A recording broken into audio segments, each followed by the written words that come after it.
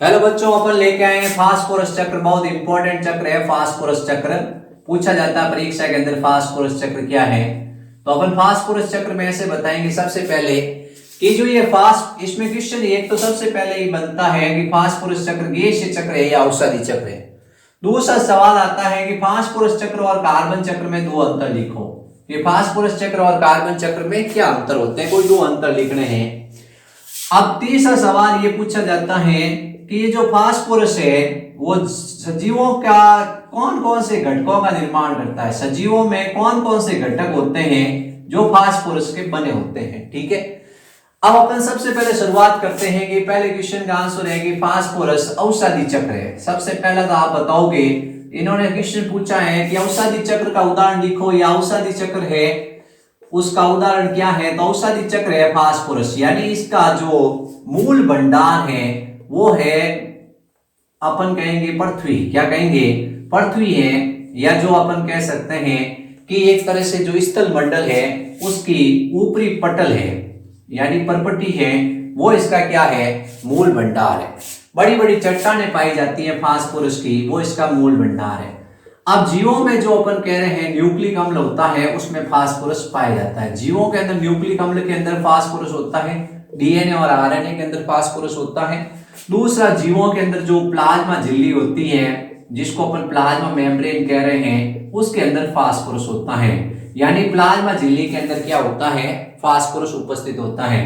तो जीवों के न्यूक्लिक अम्ल में, जीवों की प्लाज्मा झिल्ली में, इसके अलावा अपन कह रहे हैं जो जीव होते हैं उसके कवच फास्फोरस के बने होते हैं, हड्डियां होती हैं वो फास्फोरस की बनी होती हैं, और इसके अलावा अपन कह रहे हैं इसके अलावा दांत होते हैं वो फास्फोरस के बने होते हैं। ये सब फास्फोरस से बने होते हैं। अब अपन को सबसे इंपॉर्टेंट है जीवों के अंदर ऊर्जा का स्रोत एटीपी। जीवों के अंदर जो ऊर्जा मुद्रा है जिसको अपन एटीपी कह रहे हैं वो भी फास्फोरस का बना होता है, यानी उसका घटक है एक फास्फोरस। ठीक है, ये अपने को ध्यान रखना है। अब सबसे पहले क्या है, ये एक बहुत बड़ी चट्टान है। इस चट्टान के अंदर क्या है? फास्फोरस है। ये एक अविलय फास्फोरस है जो पादप है उस जंतु के लिए मतलब प्राप्त नहीं है। अब कुछ फास्फेट विलयकारी जीवाणु होते हैं, कुछ फास्फेट विलयकारी जीवाणु होते हैं, ये इस चट्टान के ऊपर क्रिया करते हैं और इसको क्या करते हैं? विलय फास्फेट के अंदर बदल देते हैं। इसको किस में बदलते हैं? विलय फास्फेट में बदल देते हैं। यानी अविलय बड़ी सी चट्टान थी, इस चट्टान के ऊपर कुछ फास्फेट विलयकारी जीवाणुओं ने क्रिया की है और इस चट्टान को अविलय फास्फेट को विलय फास्फेट बदल दिया। अब इसके पास में क्या होता है? पादप उगता है। ये पादप क्या करता है? इस विलय फास्फोरस को ग्रहण करता है। इस विलय फास्फेट है इस फास्फोरस को ग्रहण करता है और ग्रहण करने के पश्चात ये पादप में फास्फोरस आ जाती है।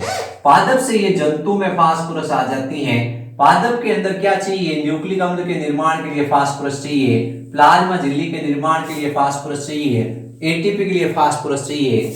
पादप से ये जंतु में आ जाती हैं और जंतु से मृत जीवों में आ जाती हैं, यानी अपृध है उसमें आ जाती हैं, अपृधों में आ जाती हैं और पादप और जंतु की मृत्यु होने से ये वापस मृदा में आ जाती हैं। इस तरह ये फास्फोरस होती है, ये चक्रण चलता रहता है। अब इसमें और पूछा जाता है कि कार्बन चक्र और फास्फोरस चक्र में दो अंतर लिखो। कार्बन चक्र और फास्फोरस चक्र में दो अंतर लिखो। तो सबसे पहले तो जब बरसात आती है, जब बरसात आती है तो कार्बन डाइऑक्साइड ये क्या है? ये वायुमंडल में है और ये फास्फोरस है, ये वायुमंडल बहुत कम है। तो इस तरह से क्या होता है, जब बरसात आती है तो कार्बन होती है वो ज्यादा क्या होती है? इस मृदा के अंदर आती है, और कार्बन है वो वायुमंडल बहुत नगण्य है तो ये मृदा के अंदर बहुत कम आती है। ठीक है, तो सबसे पहला डिफरेंस तो यही है कि जो वायुमंडल है उस वायुमंडल से मृदा की ओर स्थानांतरित होता है जो कार्बन, वो कार्बन बरसात के समय ज्यादा होता है और फास्फोरस वायुमंडल नगण्य होने के कारण वो कम स्थानांतरित होता है। दूसरा, अपन कह सकते हैं ये कार्बन चक्र है, वो कार्बन चक्र ये गैसीय चक्र है, और ये जो फास्फोरस चक्र है ये एक औषधि चक्र है।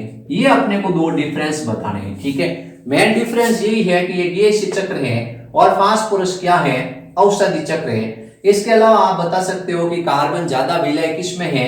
वायुमंडल में है, और वो क्या होती है? जब बारिश होती है तो जमीन के अंदर आ जाती है। लेकिन फास्फोरस होता है वो कम विलय है और इस वायुमंडल में काफी कम उपस्थित है, इसलिए वो कम आता है। तो इस तरह से ये फास्फोरस और कार्बन चक्र में आपसे अंतर पूछा जाएगा तो आप बता दोगे, जैसे ये पेड़ पौधे हैं और ये क्या है, ये वायुमंडल है, इसके बीच कार्बन डाइऑक्साइड का आदान प्रदान काफी ज्यादा होता है, लेकिन वायुमंडल और इसके बीच में जो फास्फोरस है उसका आदान प्रदान कम होता है। एक डिफरेंस और लिख सकते हैं, जैसे ये पादप है और ये वायुमंडल है, इसके बीच फास्फोरस का आदान प्रदान नगण्य होता है, और ये वायुमंडल है और ये पर्यावरण है, वातावरण है, उसके बीच में कार्बन डाइऑक्साइड का आदान प्रदान काफी अधिक होता है। यानी ये वायुमंडल से पेड़ पौधे प्रकाश संश्लेषण के लिए कार्बन डाइऑक्साइड को ग्रहण करते हैं और श्वसन में वापस मुक्त कर देते हैं, लेकिन फास्फोरस को वायुमंडल से ग्रहण नहीं किया जाता है, वो मृदा से ग्रहण की जाती है, तो इनका विनिमय काफी कम होता है। तो अपन से पूछा गया कि कार्बन चक्र और फास्फोरस चक्र में अंतर बताओ। अगला सवाल पूछा गया, फास्फोरस चक्र कैसा चक्र है, औषधि चक्र है। अगर सल्फर चक्र पूछा जाए तो भी वो औषधि चक्र है, ये चीज ध्यान रखना। फिर उसके बाद सजीवों के अंदर न्यूक्लिक अम्ल, प्लाज्मा झिल्ली, एटीपी, ये सभी किसके बने होते हैं, फास्फोरस के। जीवों के कवच, हड्डियां और दांत किसके बने होते हैं, फास्फोरस के बने होते हैं। अब ये जो चट्टान है, इस चट्टान के अंदर जैसे स्यूडोमोनास जीवाणु है, थायोबैसिलस जीवाणु है, ये जीवाणु अप्राप्य फास्फेट को क्या करते हैं, इसके ऊपर क्रिया करते हैं और इसको विलय फास्फोरेट में बदल देते हैं, फास्फोरस में बदलते हैं और पादप उसको ग्रहण कर लेता है।